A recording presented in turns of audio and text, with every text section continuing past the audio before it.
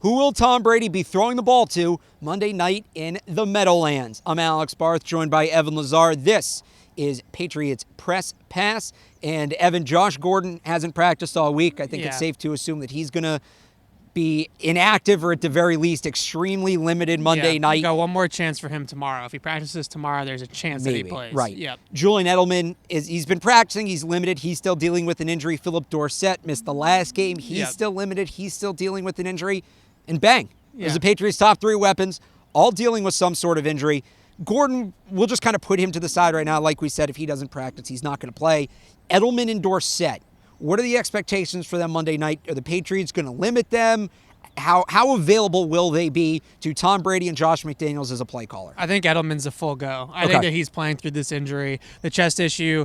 I think that he's just decided, and the team has just decided, we're just going to push through this, and we're going to not really cut him back at all unless he has a major setback, which to our knowledge he hasn't had at any point. So I really think that he's going to be a full go. The Jets in Week 3 could not cover Julian Edelman. Nope. They had nobody that can cover him in man coverage. Brian Poole is a decent slot corner. He's actually one of the better slot corners in the league, but he still couldn't even stick with Edelman. So if the Jets go with a lot more man defense like they did at times against Dallas, Edelman is going to be the guy that Brady's going to look to because they really don't have anybody that can keep up with him. As far as Dorsett goes, I think that just having Dorsett out there will bring a presentability back than what we didn't really see at times against the Giants. I think it would be a big help for the Patriots. Even if he's just out there running routes and clearing out space and doing that sort of thing, I think that that's a big boost for this Patriots offense, just for the fact that Dorsett does have the speed element to his game, and he does have the familiarity with Tom Brady. And especially if Josh Gordon doesn't play, I think Dorsett has to be a big part of that. Just Dorsett to get told the us numbers he's on playing the field. on Monday night, so he's going to be in there. So the question is how much and how much can he help alleviate the potential loss of Josh Gordon.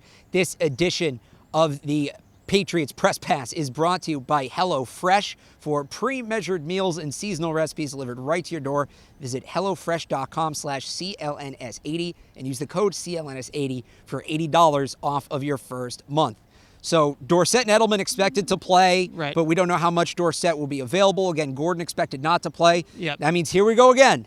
The rookies need to step up. Jacoby Myers, Gunnar Olszewski, what can we expect from them? What can we expect their roles to be Monday night in New York? I think the hope is that really only one of those guys plays significant snaps. Maybe when they go to those 4 wide receiver packages, that's when Gunnar Olszewski gets on the field. I think the hope is that Jacoby Myers is going to kind of just be the third receiver in their 11 personnel and just go from there. I really think that Myers has the ability to kind of keep a steady performance going of what he did against the Giants. 4 catches, 50 yards. I think that he's capable of doing that on a pretty regular basis, especially against this Jets secondary. Really good at safety, not really good at cornerback, especially outside corners. Brian Poole, I mentioned him. He's a good player in the slot, but the other cornerbacks behind him, Tremaine Johnson has been a disaster for them. That was a horrible signing. And it really just goes on down the line of Jets cornerbacks on the outside that really are not very good. So I think that Myers is going to have a matchup that he could win against. The question is just going to be, does he see the targets in this game? But I would like to think that Myers is really going to be the 3, and then you have Gunnar as the 4, and you really only play Gunnar if you absolutely have to. Can they get by, though, with Myers if Dorsett isn't 100% and they can't use him as much as they'd like to? In this game, I think they can. Obviously, as we move forward here, they're going to need to be a little bit better and a little healthier at that wide receiver spot. But for the next couple of weeks, I keep on saying it, but N'Keal Harry's coming back. That's true. He's going to be here by week 9. And they just need to get through the next couple of weeks. Maybe they also make a move at the deadline at tight end or receiver to help out as well. This offense is going to they just need to survive right now because this offense is really week 9, week 10, and then week 11 once we get Isaiah Wynn back. It's going to be a very different look. But Jacoby Myers is enough for them to survive, you think? I think so, against the teams that they're playing. You know, they're not going to be playing any really great teams yet. Even Baltimore, who has kind of come back down to earth a little bit after their hot start, their defense is not very good either. Cleveland's defense is really good. That's going to be a tough matchup. But I really think that they can win these games 20-13, 24-16, you know, something like that, where they're winning it on their defense like they have already for 6 games. And finally, because it's more than the wide receivers, you have Matt Lacoste is expected to be out, and he hasn't practiced all week. Ryan Izzo missed practice today. We don't know what his status will be. But at the very least, 2 of the Patriots' 3 receivers, if not 100 tight ends, if not 100% of their tight ends Yeah. Monday night will be making their season debuts. Ben Watson, cut, re-signed. He's back. He's expected to go. And former Jet Eric Tomlinson was signed this week. He's expected to go. He is more of a blocker, and Watson's up there in age. Yeah. But what can we expect from those two guys in the passing game? Well, I think the big thing is for Watson, third down in red zone. Can he Yes. be another matchup player in those situations?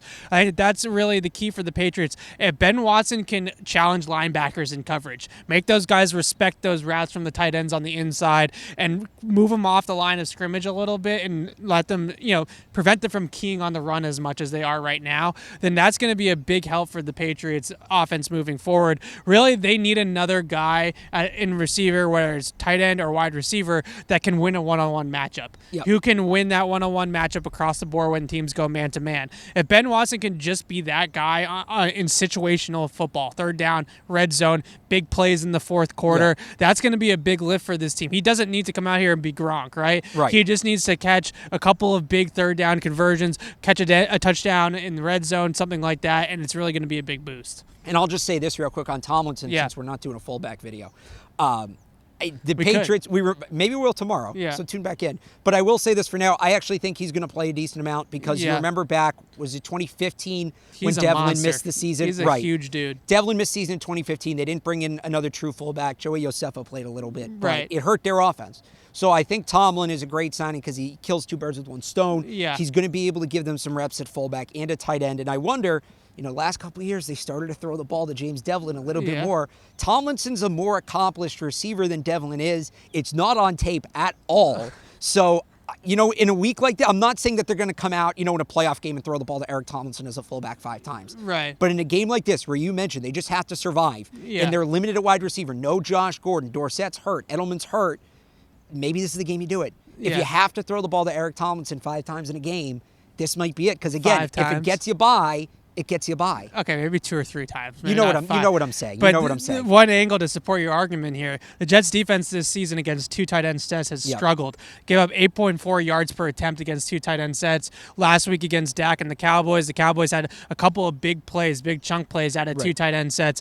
I would assume the Patriots would like to kind of play that numbers game a little bit. They did it against the Giants, where they came out right away in very heavy personnel groupings and tried to run the football against a bad run defense. Even though they're not going to have Lacoste, they might not have Izzo after he looks like he missed practice on Friday. Hopefully, they'll have at least Watson and Tomlinson, or Watson and Izzo, or some sort of combination there where they can go with some 2 tight ends. And I will say, so we don't get ripped in the comments, we know the running backs exist. James White's always a threat out of the backfield. Sony Michel's been catching the ball as well. But Rex Burkhead will be in this one. Everything's good back there, so we just kind of wanted to focus on where else Brady might be throwing the ball. So let us know in the comments your thoughts, your game plan, what you think it might be for Monday night. This edition of the Patriots Press Pass has been brought to you by HelloFresh. For pre-portioned ingredients and seasonal recipes right to your door, visit HelloFresh.com/CLNS80 and use the code CLNS80 for $80 off your first month. For Evan Lazar, I'm Alex Barth for the Patriots Press Pass. Thanks for watching.